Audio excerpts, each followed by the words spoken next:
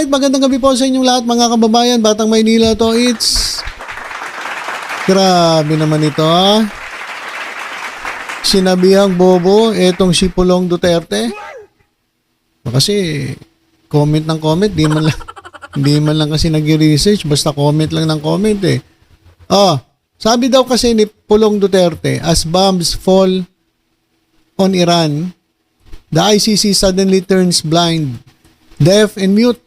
No emergency statements, no dramatic press briefings. No urgency to assert jurisdiction. This silence is not neutrality. It's complicity. Sabi ni Pulong Duterte. Kaya sabi dito, ang bobo ni Pulong. Ayan mga kababayan sa ating screen, ang bobo naman ni Pulong. Bakit? Sa nangyari daw sa Iran, bakit nga daw biglang nanahimik ang ICC? Wala raw pahayag o press briefings, wala din daw urgency na idiin ang jurisdiction nito. Ang pananahimik daw ng ICC ay hindi neutrality kundi isang pakikipagsabwatan. Ay, bobo talaga. Ayan guys, binabasa ko lang ha. Ay, bobo talaga. Highlight ko nga para makita ninyo. Yan o. Ay, bobo talaga kasi unang-una ang ICC ay tribunal o judicial forum para duminig ng legal disputes. At sa kaso ng Iran, ang may karapatan na makialam o gumitna ay ang UN o United Nations.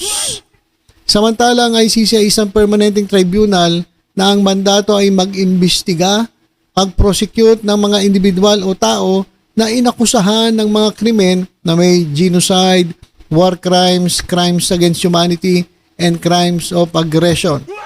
Note, yung emphasis na inaakusahan ng krimen. Ibig sabihin, hindi ito moto proprio o sariling kagustuhan na mag-imbestiga. Kailangan na merong complainant. At hindi bansa ang subject o target, kundi mga individual na nakagawa ng krimen. At ang jurisdiksyon o sakop ng ICC ay yung mga bansa na miyembro.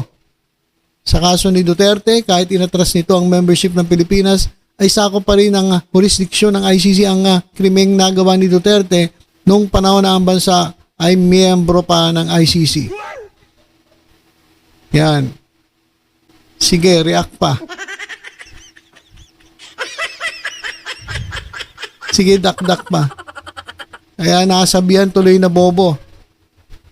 Etong si Pulong Duterte, nilecturean din eh. Yan mga kababayan, nilecturean din ni Attorney Cristina Conti.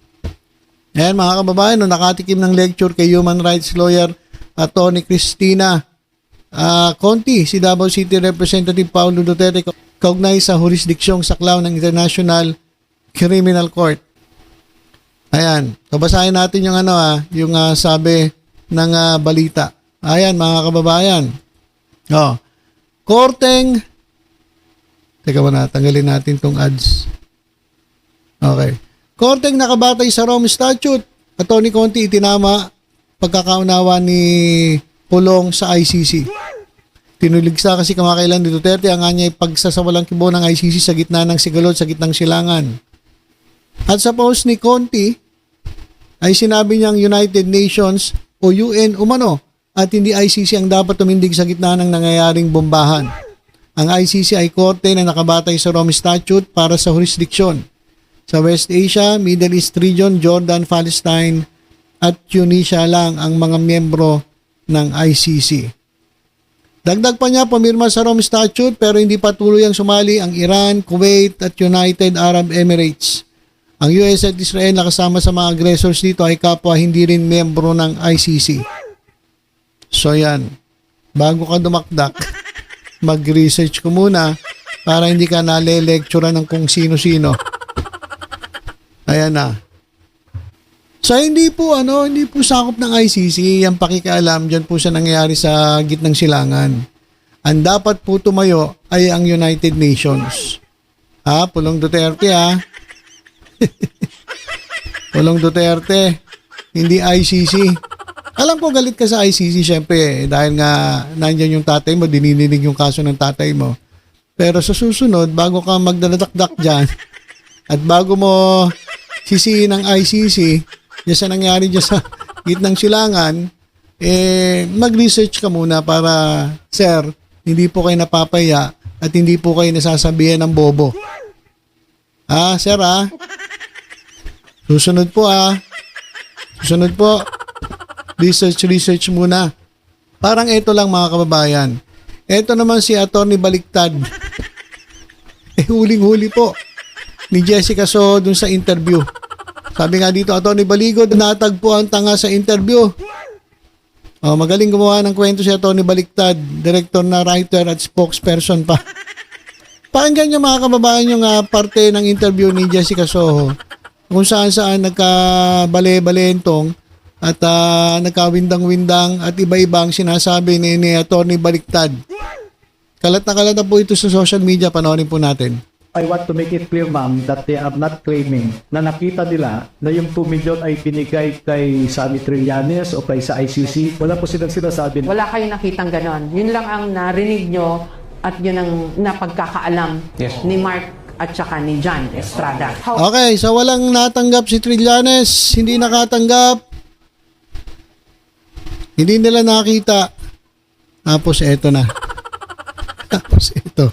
Few moments later. Klaruhin ko lang po yung sinabi niyo kanina, for emphasis lang po. Si Trillanes, as far as they are concerned, nakita lang nila sa meetings, tama po? Hindi lamang po yun. Nakita rin nila, nabibigyan siya ng pera, nabibigyan siya ng pera. Tila naging taliwas ito sa nauna nilang pahayag na hindi raw nila nakitang inabutan ng pera si Trillanes. Pero di ba, attorney, unless it's proven that the money was sourced illegally, wala mang kaso yon. Kasi pagpunta ng ICC investigators dito, they would need assistance. I don't think Trillanes is guilty of any crime, is he, for assisting the ICC inspectors. Pero sa batas, wala naman ho siyang nababiolate, di po ba? Sa atin ay kinidnap si Duterte at kasama siya sa conspiracy for the rendition of Duterte sa Netherlands. That is a crime, kidnapping. Ayan po. Nagkabali-baliktad na. Sinasabi ni Baligod. Una sinabi, walang nakita sila na binigyan ng pera si Trillanes. Tapos ngayon sinabi naman niya nung medyo tumagal-tagal yung interview, meron daw. Tapos sabi ni Jessica, so wala namang kaso yun, tinulungan lang. Syempre, bisita natin yung ICC, tutulungan mo yung grupo. Ngayon, wala namang kaso yun, wala namang problema sa batas yun, hindi naman paglabag sa batas yun.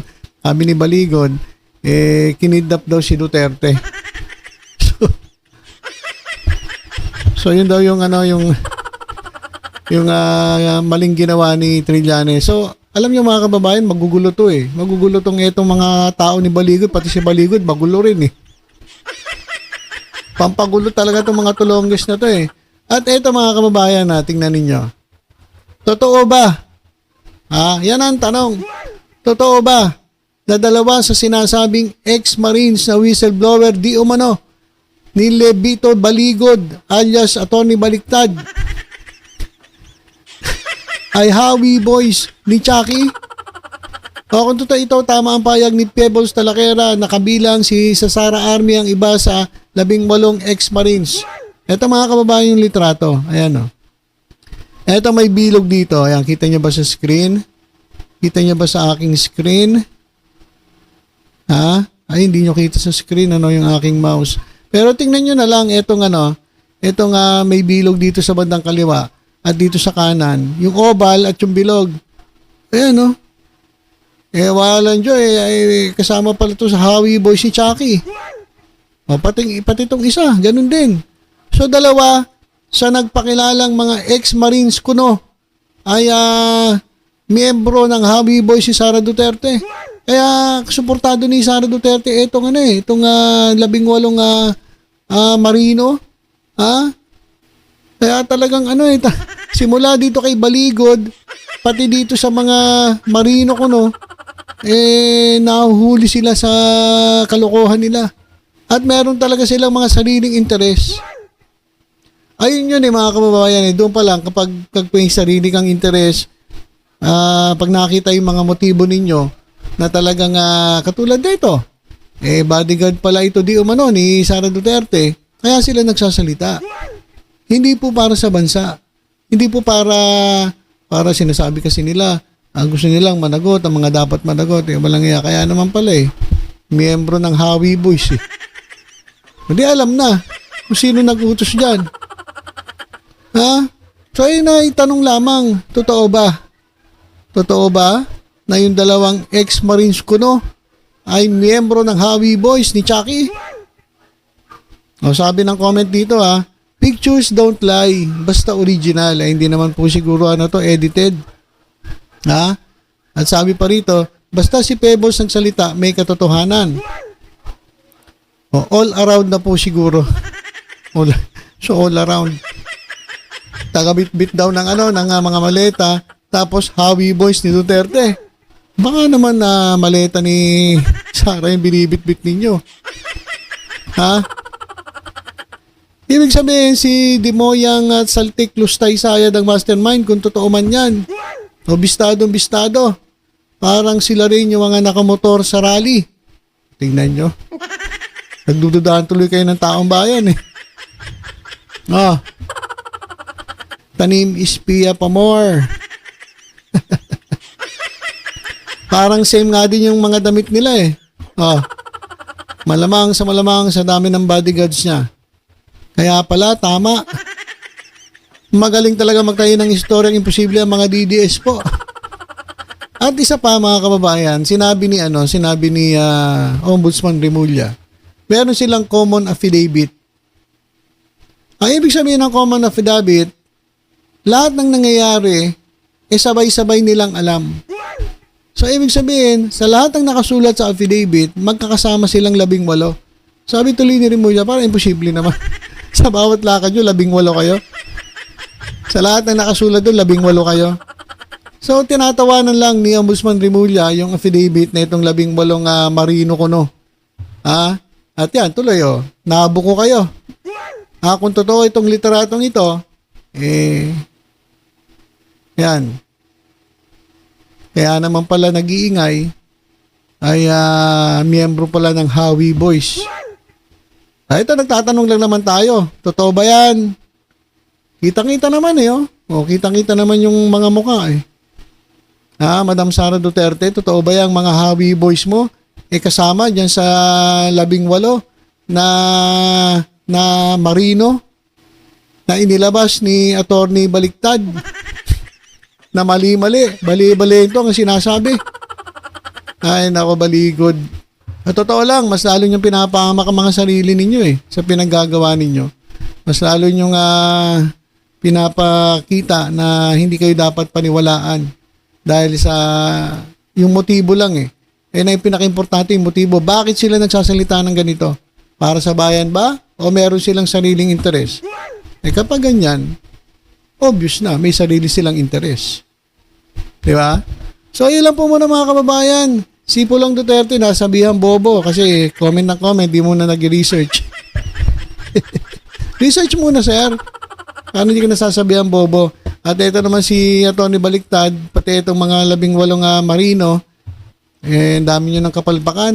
Ang dami nang nabubuko sa inyo. Hindi pa ba kayo susuko? Alam ko, pinapatawag to ng DOJ. Ewan ko lang, magpapakita to mga to. Baka matulad to doon sa isang yung isang witness na basta-basta na lang hindi nagpakita. Bigla na lang naglaho. Ang habol lang nito kasi mga kababayan, kapag hindi sila nagpakita, baka media exposure lang yung gusto nila. Yung magsasalita, tapos biglang maglalaho. Ganun po yung nangyari doon sa isa nilang na witness tanim witness So, ayan po muna mga kababayan ng ating update. Tutok-tutok lang po dito sa Batang Maynila to. Ingat po tayong lahat. God bless po.